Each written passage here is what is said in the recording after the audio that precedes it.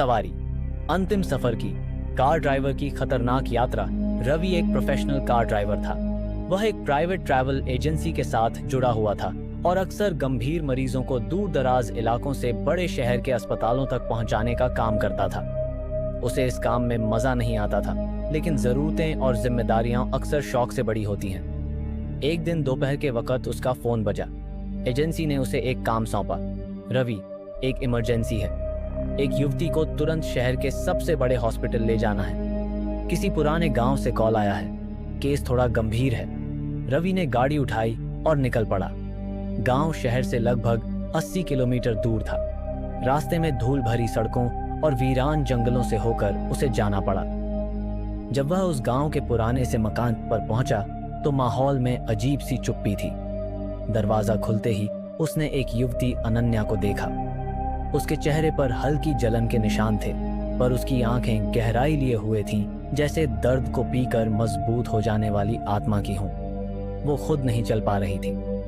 एक औरत ने रवि से कहा, ज्यादा सवाल मत करना बेटा, बस इसे जल्दी अस्पताल पहुंचा दो, देर मत करना। रवि ने बिना सवाल किए अनन्या को सावधानी से गाड़ी में लिटाया और निकल पड़ा शहर की ओर। गाड़ी में कुछ देर चुप्पी रही। अनन्या की सांसें धीमी थीं, पर उसकी आंखें खुली थीं। वो कभी खिड़की की ओर देखती, कभी रियर व्यू मिरर में रवि की परछाई। आप पहले भी ऐसे केस ले गए हैं? रवि चौंका। आवाज धीमी थी पर रुकी हुई। हाँ, कई बार, लेकिन तुम्हारी हालत ठीक नहीं है। रवि कुछ कहना चाहता था पर रुक गया। वो नहीं चाहता था कि लड़की डर जाए। मैं ठीक हूं। अनन्या थोड़ा मुस्कुराई। एक रहस्यमय मुस्कान थी उसकी, जिसमें दर्द भी था और रहस्य भी छुपा हुआ था। 2 घंटे की यात्रा के बाद रवि ने अनन्या को इमरजेंसी में भर्ती करा दिया था। नर्सों ने स्ट्रेचर पर उसे अंदर ले लिया। कुछ मिनट रवि वहीं बैठा रहा। उसके भीतर कुछ चल रहा था। एक बेचैनी उसे बार बार उसका चेहरा याद दिला रही थी। फिर जब वो लड़की को इमरजेंसी भर्ती कराकर अपनी कार तक पहुंचा ही था, तभी उसका फोन बजा। भाई साहब, जिस लड़की को आप लेकर आए थे उसकी मौत हो गई है। फोन कट गया। रवि सन्न रह गया। बस कुछ घंटों पहले वो उसके बगल में बैठी थी। उसकी आंखें, उसकी बातें, अब बस उसकी याद रह गई थी। शहर से बाहर निकलते ही उसकी गाड़ी एक सुनसान जंगल के पास आकर अचानक बंद हो गई, जैसे इंजन ने जवाब दे दिया हो। रवि ने बोनट खोला, बैटरी चेक की, वायरिंग देखी। सब ठीक लग रहा था और तभी सरसराहट सी महसूस हुई, जैसे कोई गाड़ी के अंदर घुसकर बैठ गया हो। रवि तेजी से पीछे मुड़ा, पर वहां कोई नहीं था। रवि फिर से ड्राइविंग सीट पर बैठा और गाड़ी स्टार्ट करने की कोशिश की। इंजन चालू हो गया, मगर जब उसने रियर व्यू मिरर देखा, वो वहीं बैठी थी। अनन्या। चेहरा अब और भी जला हुआ, पर उसकी आंखें सफेद भयानक हो चुकी थीं। रवि के रोंगटे खड़े हो गए। उसने मिरर की ओर देखना बंद कर दिया और गाड़ी को तेज भगाना शुरू कर दिया। फोन फिर बजा। अनजान नंबर। कांपते हाथों से उसने कॉल रिसीव किया।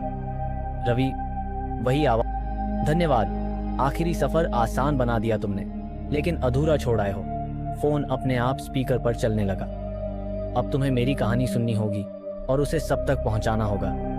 रवि की आंखों के आगे अंधेरा छाने लगा। स्टीयरिंग अपने आप घूमने लगा। ब्रेक ने काम करना बंद कर दिया। गाड़ी ने काबू खो दिया। एक झटका और फिर अंधेरा। अब रवि खुद को एक वीरान हॉस्पिटल पर पाता है। जब रवि को होश आया, वह उसी हॉस्पिटल के एक कमरे में था जहां उसने अनन्या को छोड़ा था। पर अब वहां कोई डॉक्टर नहीं, कोई नर्स नहीं, ना ही कोई आवाज सुनाई दे रही थी। सब कुछ जैसे थम सा गया हो।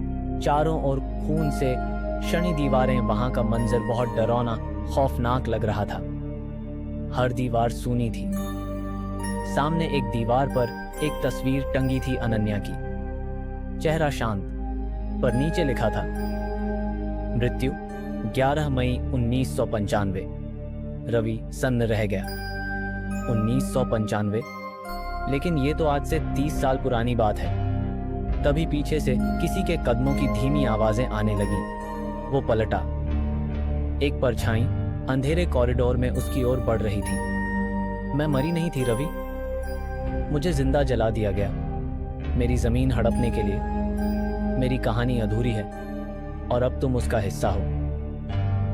तभी एक दरवाजा अपने आप खुल गया। भीतर एक पुराना संदूक पड़ा था। जैसे उसने संदूक खोला, भीतर कुछ दस्तावेज, एक डायरी, खून से सना रूमाल। डायरी पर लिखा था, अनन्या की सच्ची कहानी। रवि ने पहला पन्ना खोला। अगर तुम ये पढ़ रहे हो तो मैं जानती हूं तुम समझना चाहते हो। अब मेरी मौत का बदला तुम्हारे जिम्मे है। जिन लोगों ने मुझे जलाया वो आज भी जिंदा हैं और हर दिन बेकसूरों का खून पी रहे हैं। संदूक खुल चुका था, पर क्या रवि अब उस राज को बंद कर पाएगा या उसकी कीमत उसे अपनी जान से चुकानी होगी? लेकिन सवाल ये है, क्या वो उसे पूरा कर पाएगा या खुद वो इस कहानी का हिस्सा बन जाएगा? संदूक से निकलती ठंडी हवा जैसे रवि की आत्मा को छू गई हो। कमरे में अंधेरा गहराने लगा और दरवाजा अपने आप बंद हो गया। अब वो फंस चुका था। दस्तावेजों पर पुराने खून के धब्बे थे, जमीन के कागज, कुछ कोर्ट नोटिस और एक तस्वीर जिसमें 4 आदमी मुस्कुरा रहे थे। उनके नाम नीचे लिखे थे। नाम चौधरी सुरेश यादव, हरनाम सिंह, प्रशांत मेहता, डॉक्टर राजीव वर्मा। रवि का शरीर कांपने लगा। इन लोगों ने ही अनन्या की जिंदगी छीन ली थी और अब वो चाहती थी कि वो इंसाफ करे। रात बीतने लगी। रवि को अस्पताल के भीतर अजीब सी गतिविधियां महसूस हो रही थीं। दरवाजों का अपने आप खुलना, फर्श पर चलती परछाइयां और दीवारों पर अपने आप उभरते खून के नाम। फिर अचानक रवि की आंखों के सामने 4 दरवाजे उभरे। हर दरवाजे पर एक नाम लिखा था, जैसे अनन्या की आत्मा खुद उसे उन लोगों तक पहुंचा रही हो। एक दरवाजा खोला। रवि एक बड़े बंगले के सामने था। बाहर लिखा था, डॉक्टर राजीव वर्मा। वो शहर का नामी डॉक्टर बन चुका था, लेकिन अंदर उसकी लाइब्रेरी में अनगिनत फाइलें थीं, गायब केस, लापता मरीज और जलाए गए शवों की फाइलें। रवि को अब समझ आया, ये कोई एक मर्डर नहीं था, ये एक संगठित नरसंहार था। रात का अंत नहीं था, अगली सुबह शुरू ही नहीं हो रही थी।